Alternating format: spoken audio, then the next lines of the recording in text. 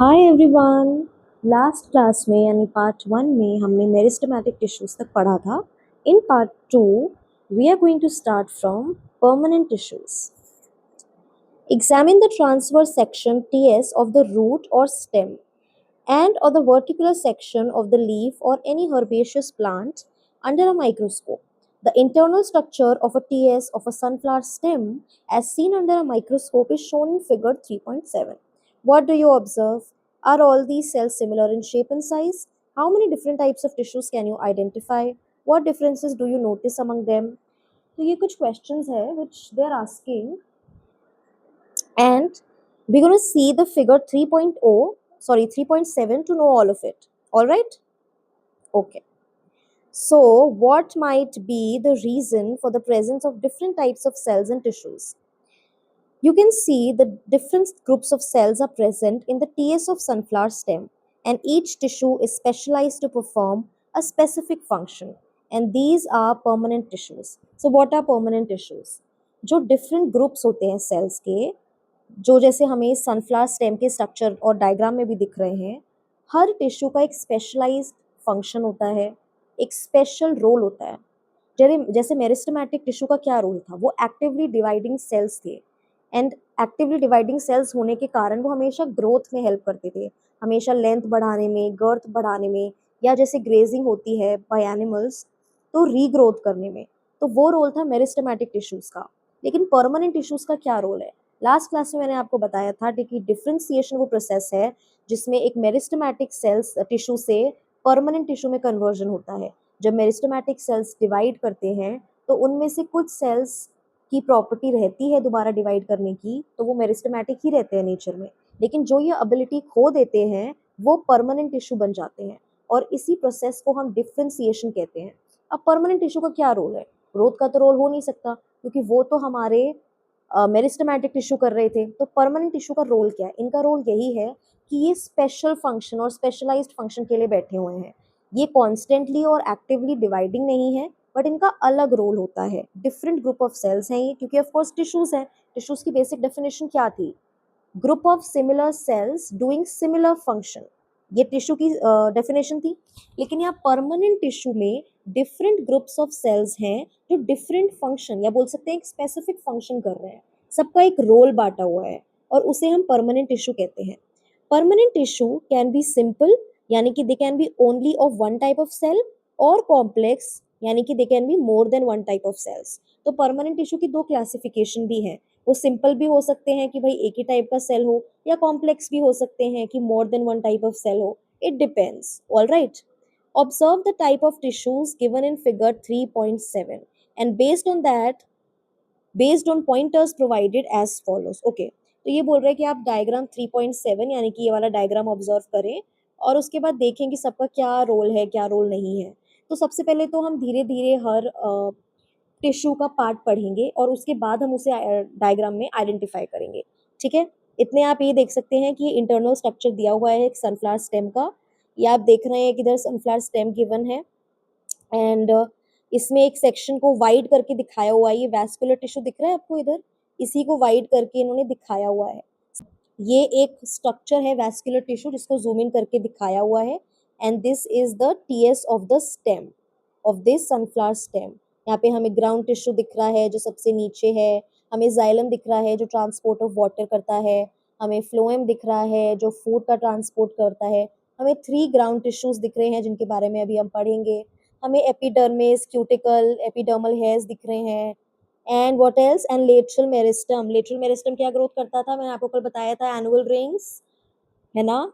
Annual rings जो होता था गर्थ में जो ग्रो करवाता था, वो कौन था? Lateral meristem. तो ये गर्थ में ग्रो करवाता है, विड्थ में ग्रो करवाता है। ठीक है, सबसे पहले हम पढ़ेंगे अबाउट द सबसे पहले हम पढ़ेंगे अबाउट द प्रोटेक्टिव टिश्यू।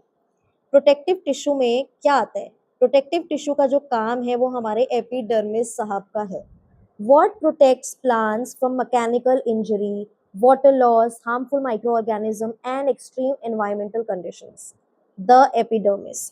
देखो ये जो एपिडर्मिस है ना, ये एक तरह से शील्ड का काम करती है, इसलिए हम इसे प्रोटेक्टिव टिश्यू भी बोलते हैं। कोई भी मैकेनिकल इंजरी हो, कोई भी वाटर लॉस हो, कोई भी हार्मफुल माइक्रो ऑर्गेनिज्म अटैक कर रहा हो, या कोई भी एनवायरमेंटल कंडीशन खराब हो, सब में हमारा एपिडर्मिस एज अ शील्ड, एक ढाल की तरह खड़ा रहता है, एक प्रोटेक्शन की तरह खड़ा रहता है। जैसे हम एनिमल्स हैं, हमें कौन हमें प्रोटेक्शन देता है, स्किन देती है कि नहीं देती है। कितने सारे ऐसे माइक्रो ऑर्गेनिजम्स होंगे जो हमारी बॉडी में एंटर करना चाहते होंगे, है ना, लेकिन ये स्किन प्रोटेक्ट करता है, ये स्किन पास नहीं करने देता उन्हें। कितनी ऐसी चीजें होंगी, जैसे कितनी इंजरीज होंगी, या एनवायरमेंटल कंडीशंस है, जैसे हमारा, जैसे गर्मी होती है, सर्दी होती है, तो हमारी बॉडी उस तरह से अडेप्ट करती है ना, तो हमारा आउटर जो स्किन है, आउटर जो लेयर है, वो हमें काफी प्रोटेक्ट करता है ना। सिमिलरली प्लांट्स को भी जो आउटर लेयर है एपिडर्मिस, आप डायग्राम में देखो कौन सी सबसे आउटर लेयर है, एपिडर्मिस दिख रही है ना आपको। इफ मैं और जूम करूँ तो आपको दिखेगा, आपको दिख रहा है एपिडर्मिस जो है वो सबसे आउटर लेयर है, वो प्रोटेक्ट कर रही है। ये जो क्यूटिकल है, ये सबसे कवरिंग हो गई काइंड ऑफ एपिडर्मिस की। एंड उसके बाद आपको एपिडर्मल हेयर भी दिख रहे हैं जो एपिडर्मिस से ग्रो कर रहे हैं, ठीक है। तो epidermis is sort of a protective tissue. The epidermis forms the outer most layer of the plant body. ये सबसे आउटर मोस्ट लेयर जो है वो बनाती है। It consist of a tightly packed single layer of flat and rectangular cells. Tightly packed होती है, single layer होती है फ्लैट और रेक्टेंगुलर सेल्स की। तो मतलब ये मल्टी लेयर नहीं है, ये सिंगल लेयर ही है। फ्लैट सेल्स होते हैं, रेक्टेंगुलर सेल्स होते हैं और टाइटली पैक्ड होते हैं। आपको डायग्राम में भी दिखा होगा, सिंगल ही लेयर है, फ्लैट सेल्स हैं, चपटे हैं और रेक्टेंगुलर शेप में है, ठीक है। ये आपको फिगर में भी चीज दिख रही होगी। All right, so it protects all parts of the plant. एक तरह से स्किन ही हो गई है प्लांट्स की, है ना। तो ये हर चीज में, हर पार्ट ऑफ द प्लांट को प्रोटेक्ट कर रही है। These cells are covered with a waxy layer of cutin called cuticle. तो ये जो लेयर है एपिडर्मिस की, किससे कवर है, एक वैक्सी लेयर से, एक वैक्सी लेयर ऑफ क्यूटिन से, जिसे हम क्यूटिकल कहते हैं। जो हमने डायग्राम में देखा ना, एपिडर्मिस को कौन कवर कर रहा है, cuticle. In some plants living in very dry habitat, the epidermis may be covered by a thick layer of cuticle to reduce the water loss in the process of transpiration by the stomata. अच्छा, कुछ plants जो कोई dry habitat में रहते हैं, वहाँ epidermis thick भी हो सकती है, थिक लेयर की भी हो सकती है। अभी तो फ्लैट लेयर थी, चपटी लेयर थी, वहाँ वो थिक भी हो सकती है ना। क्यूटिकल की थिक लेयर हो सकती है वहाँ पे। क्यों, क्योंकि वाटर लॉस को रोकने के लिए। वाटर लॉस कैसे हो रहा है, स्टोमेटा से होता है ना transpiration. What is transpiration, transpiration is loss of water, evaporation of water, है ना। जब वाटर इवेपोरेट होकर लॉस हो जाता है स्टोमेटा से और बाहर चला जाता है, उसे ट्रांसपिरेशन कहते हैं। तो जब कोई प्लांट ड्राई हैबिटेट में रह रहा है, पहले उस पर पानी की तंगी है, आप और ट्रांसपिरेशन करा रहे हो और वाटर लॉस करा रहे हो, बेचारा जिएगा कैसे। इसीलिए वहां पे वही है ना, नेचर अगर कुछ करता है, मतलब अगर आपको इन्वायरमेंट में कुछ ऐसी चीज देता है जो आपको इफेक्ट कर सकती है, तो उसकी लड़ने की भी शक्ति आपको देता है। अब जैसे इन्वायरमेंट उन ट्रीज का ड्राई है, तो अभी भगवान ने क्या दिया उन प्लांट्स को, उन्होंने थिक लेयर दे दी क्यूटिकल की, ताकि ट्रांसपिरेशन में हेल्प मिल जाए, है ना। ट्रांसपिरेशन का रेट रिड्यूस हो जाए, लॉस ऑफ वाटर रिड्यूस हो जाए। Okay, the cuticle also provides protection against mechanical injury and invasion by parasites. वही, ये भी एक मैकेनिकल इंजरी में हेल्प करता है, पैरासाइट्स अंदर ना एंटर कर जाए तो उसको भी रोकता है।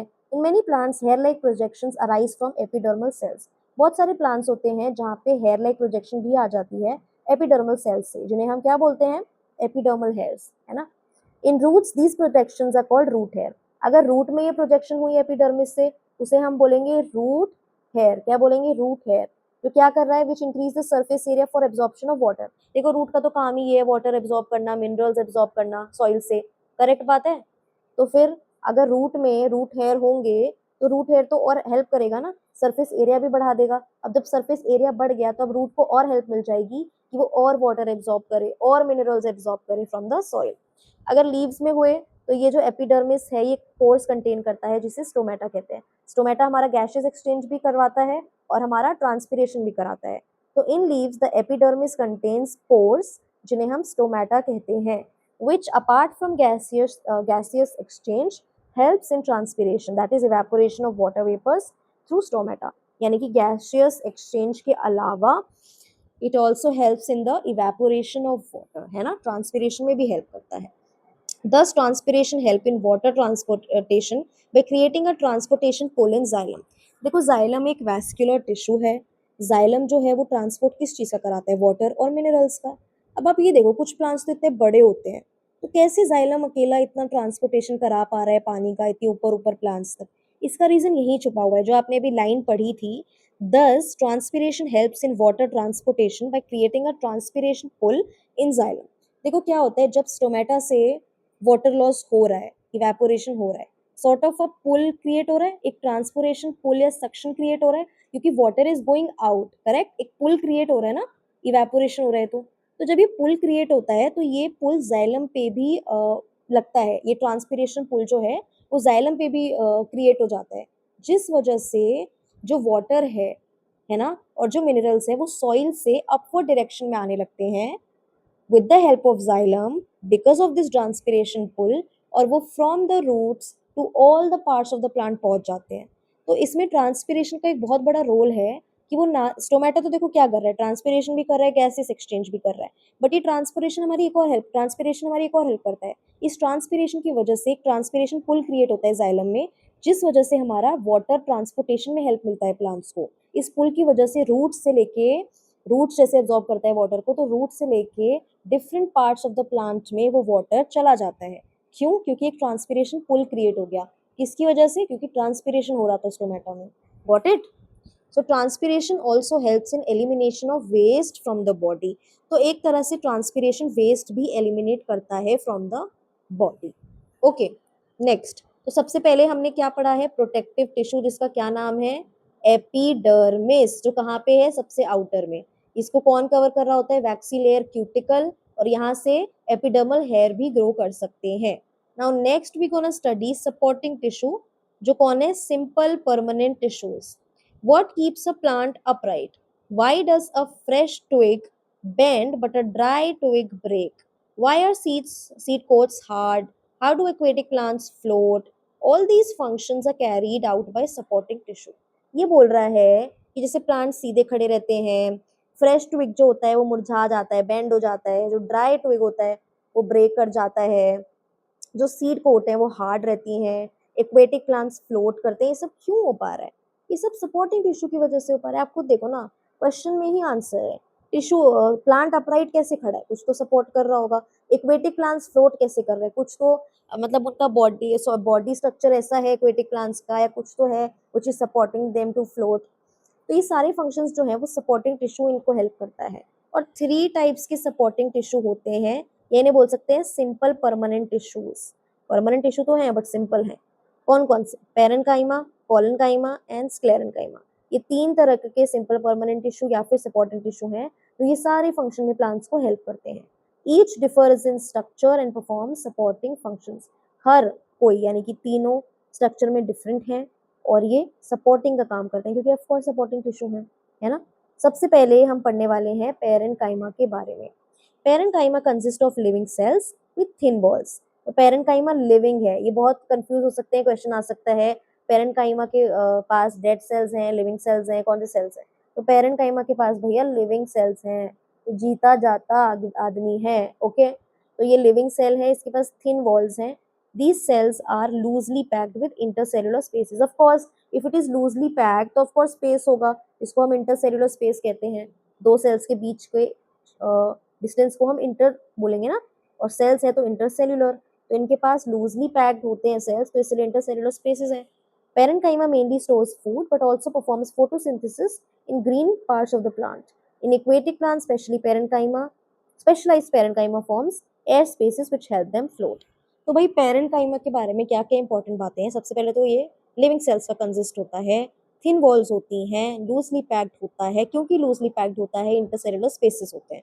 ठीक है, ये 3 बातें समझ आ गई। नेक्स्ट क्या बातें हैं कि इसका मेन फंक्शन क्या है, इसका स्टोरेज का फंक्शन है। ये फूड को स्टोर करता है, ये फोटोसिंथेसिस में भी हेल्प करता है of the green parts of the plant. और एक्वेटिक प्लांट्स में क्या मदद करता है? यही मदद करता है जिस वजह से एक्वेटिक प्लांट्स फ्लोट कर रहे हैं। तो फ्लोटिंग की एबिलिटी हमें कौन देता है? पेरेन्काइमा। एक बार हम डायग्राम भी देख लेते हैं, देख लीजिए। इंटरसेलुलर स्पेसेस हैं, थिन वॉल्स हैं, है ना, और ये सपोर्टिंग टिश्यू है। फोटोसिंथेसिस में भी मदद करता है, स्टोरेज में भी करता है, और एक्वेटिक प्लांट्स को फ्लोटिंग में मदद करता है। ठीक है, okay. Now next supporting tissue is collenchyma. Collenchyma consist of living cells. इसके पास भी लिविंग सेल्स हैं, लेकिन इसके पास जो है वो अनइवनली थिकन्ड कॉर्नर्स हैं due to pectin, a chemical that gives flexibility like rubber. तो भाई लिविंग सेल्स तो इसके पास भी हैं, लेकिन इसके पास थिकन्ड कॉर्नर्स हैं। मतलब कॉर्नर्स इसके थिक हैं, अनइवनली थिक है, कोई मतलब स्पेसिफिक स्ट्रक्चर नहीं है, शेप नहीं है, अनइवनली है। और क्यों है थिक एंड कॉर्नर्स? क्योंकि इसके पास डिपोजिशन होता है पेक्टिन का। What is pectin? पेक्टिन एक केमिकल है, क्या करता है? फ्लेक्सिबिलिटी देता है। कैसी? रबड़ जैसी, ठीक है। तो इसके पास पेक्टिन का डिपोजिशन है। एक बार डायग्राम देख ले, ये देखो, ये आपको इतना reddish reddish thick thick thick चीजें दिख रही है, ये थिक वॉल्स है इसकी, किसकी वजह से? पेक्टिन की वजह से, ठीक है। और वो इसको फ्लेक्सिबिलिटी भी प्रोवाइड करता है, पेक्टिन जो है, ठीक है। So this tissue provides support and flexibility, allowing parts of the plants like stem and tendrils to bend without breaking. तो अभी जो ऊपर क्वेश्चन पूछा था कि ट्विग बेंड हो जाते हैं, ब्रेक हो जाते हैं, तो ये इसकी वजह से हो रहा था। किसकी वजह से हो रहा था? कॉलेनकाइमा की वजह से। ये भी लिविंग सेल्स हैं, लेकिन इनकी थिकेंड कॉर्नर्स है, थिक वॉल्स है, क्योंकि पेक्टिन का डिपोजिशन है। अब पेक्टिन क्योंकि फ्लेक्सिबिलिटी प्रोवाइड करता है, इसलिए इनका फंक्शन भी वही हो गया कि ये सपोर्ट भी दे रहे हैं, ये फ्लेक्सिबिलिटी भी दे रहे हैं। और क्योंकि ये फ्लेक्सिबिलिटी दे रहे हैं, इसलिए प्लांट स्टेम्स टेंड्रिल्स इतनी आसानी से बेंड कर जाती हैं, है ना, और ब्रेक भी नहीं करती हैं, बेंड होती रहती हैं, कुछ कुछ करती रहती हैं। तो क्योंकि उन्हें सपोर्ट और फ्लेक्सिबिलिटी मिल रही है कॉलेनकाइमा साहब से, ठीक है। तो आप याद रखना इसको। तो हमने पेरेंकाइमा पढ़ लिया, कॉलेनकाइमा पढ़ लिया। The next supporting tissue is sclerenchyma. Sclerenchyma cells have thick walls, इनकी भी थिक वॉल्स हैं, लेकिन इनके पास जो है वो लिग्निन का डिपोजिशन है, इस वजह से ये हार्ड है, स्ट्रॉन्ग है। तो जो वुडी स्ट्रक्चर होता है, आपको याद है सेल्स चैप्टर में आपको मैंने पढ़ाया था कि रॉबर्ट हुक साहब ने स्लाइस ऑफ कॉर्क से हनी कूम जैसा स्ट्रक्चर तो देखा था, जिसको बाद में उन्होंने सेल नेमिंग किया। कौन से ईयर में? 1665। तो वो जो कॉर्क हार्ड सा स्ट्रक्चर उन्होंने देखा था, किसकी वजह से होगा? स्क्लेरेंकाइमा की वजह से होगा।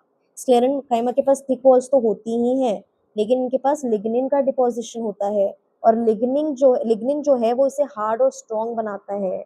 जो वुडी स्ट्रक्चर होता है वो लिग्निन देता है, यानी कि स्क्लेरेंकाइमा देता है।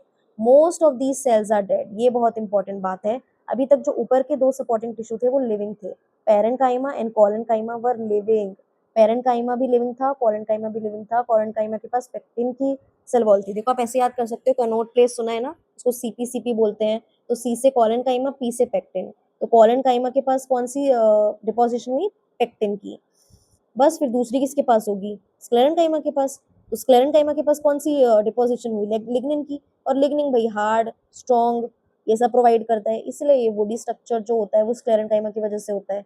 Most of these cells are dead, इसलिए स्लाइस ऑफ कॉर्क भी डेड होती है। कॉर्क जो बाहर का ट्री का स्ट्रक्चर होता है वो डेड होता है, क्योंकि बाहर क्या है? स्क्लेरेंकाइमा है, समझ गए? तो इसलिए ये सेल्स डेड होते हैं। This tissue is found in stems, leaf veins, hard coverings of seeds, nuts. जैसे कोकोनट हस्क में इसका आपको टिश्यू दिख जाएगा, वॉलनट शेल में इसका टिश्यू दिख जाएगा। तो इसी की वजह से जो है वो हार्डनेस आ रही है ना। और ये बहुत सारी जगह पाया जाता है, स्टेम्स में, लीफ वेन्स में, सीड्स में, नट्स की कवरिंग में, कोकोनट के हस्क में, वॉलनट के शेल में। ऑलराइट, इसका डायग्राम भी देख सकते हो, ये भी थिक वॉल्ड है और लिग्निन की वॉल्स हैं जो इसको क्या दे रही है? सपोर्ट दे रही है, ठीक है, हार्डनेस दे रही है। तो अभी तो हमने पढ़ा था सपोर्टिंग टिश्यू। देखो, एक तो सबसे पहले हमने क्या पढ़ा था? प्रोटेक्टिव। फिर हमने क्या पढ़ा? सपोर्टिंग। अब हम पढ़ रहे हैं conducting. Conducting wise xylem phloem, है ना। तो ये जो कंडक्टिंग वाले हैं ये हमारे कॉम्प्लेक्स परमानेंट टिश्यू हैं। हमारे जो supporting which is collenchyma, sclerenchyma, parenchyma, these were simple permanent tissue, क्योंकि में भी ये एक लेयर के बने हैं। लेकिन ये जो कंडक्टिंग टिश्यू है जाइलम फ्लोएम, ये कॉम्प्लेक्स है, ये बहुत सारी लेयर्स के बने हैं, ठीक है। How does water reach the leaves of tall trees? How does food is prepared in leaves reach other parts of the plant? ठीक है, प्लांट्स के पास स्पेशलाइज कंडक्टिंग टिश्यू होते हैं, जाइलम होता है, फ्लोएम होता है, दोनों को मिला के कॉम्प्लेक्स परमानेंट टिश्यू या कंडक्टिंग टिश्यू बोलते हैं। Because they are made up of different types of cells working together, different types of cells से मिलके बनते हैं which work together. Xylem is the tissue that transport water and minerals from roots to the other parts of the plant. It also provides strength to the plant. तो xylem भाई water भी transport कर रहा है, minerals भी कर रहा है, कहाँ से? रूट से other parts of the plant में, और ये स्ट्रेंथ भी प्रोवाइड कर रहा है प्लांट को। Xylem consist of tracheids, vessels, xylem parenchyma and xylem fibres. तो जाइलम के पास क्या क्या चार चीजें हैं? Tracheids, vessels, xylem parenchyma and xylem fibres. Tracheids and vessels are tubular and thick walled. जो ट्रैकीड्स हैं और वेसल्स हैं ये भाई ट्यूब्यूलर भी हैं, थिक वॉल्ड भी हैं। जाइलम पेरेंकाइमा ये ओनली लिविंग कंपोनेंट है, क्योंकि पेरेंकाइमा भी लिविंग था तो जाइलम पेरेंकाइमा भी लिविंग है और ये ओनली लिविंग कंपोनेंट है। ये जो चार कंपोनेंट बताए थे ना मैंने जाइलम के, ट्रैकीड्स, वेसल्स, जाइलम पेरेन्काइमा और जाइलम फाइबर, इन चारों में only living is xylem parenchyma. और जो ट्रैकीड्स, वेसल्स और जाइलम फाइबर्स हैं ये प्राइमरली स्क्लेरेनकाइमेटिस हैं। इस लाइन का क्या मतलब है? एक तो भाई क्योंकि ये सारे जो हैं डेड हैं इसलिए इनको स्क्लेरेनकाइमेटिस बोला है कि उसकी तरह है, ये सारे डेड हैं।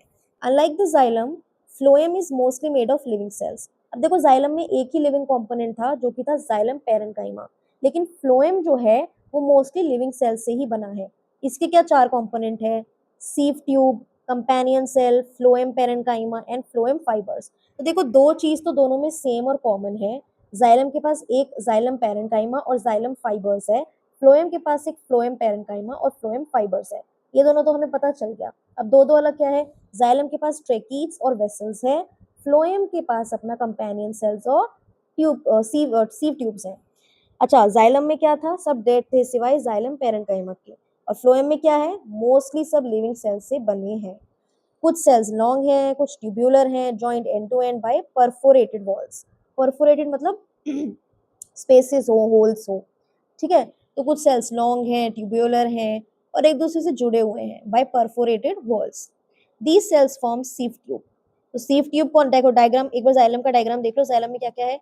ट्रैकीड है, जाइलम फाइबर है, पेरेन्काइमा है, वेसल है, ठीक है। याद रखना ये जाइलम का स्ट्रक्चर है और ये फ्लोएम का स्ट्रक्चर है। इसमें भी phloem parenchyma, सीव tube, companion cells and phloem fibres होंगे, ठीक है। अच्छा, इसने बोला है कि जो सेल्स परफोरेटेड वॉल जिनकी होती हैं ये सीव ट्यूब बनाते हैं। अब देखो सीव ट्यूब के नीचे क्या गिवन है? सीव पोर, यानी इनके पास परफोरेटेड वॉल से अटैच्ड होते हैं, स्पेसेस होते हैं, होल्स होते हैं, तो ये सीव ट्यूब्स हैं। Sieve tubes transport food from leaves to other parts of the plant.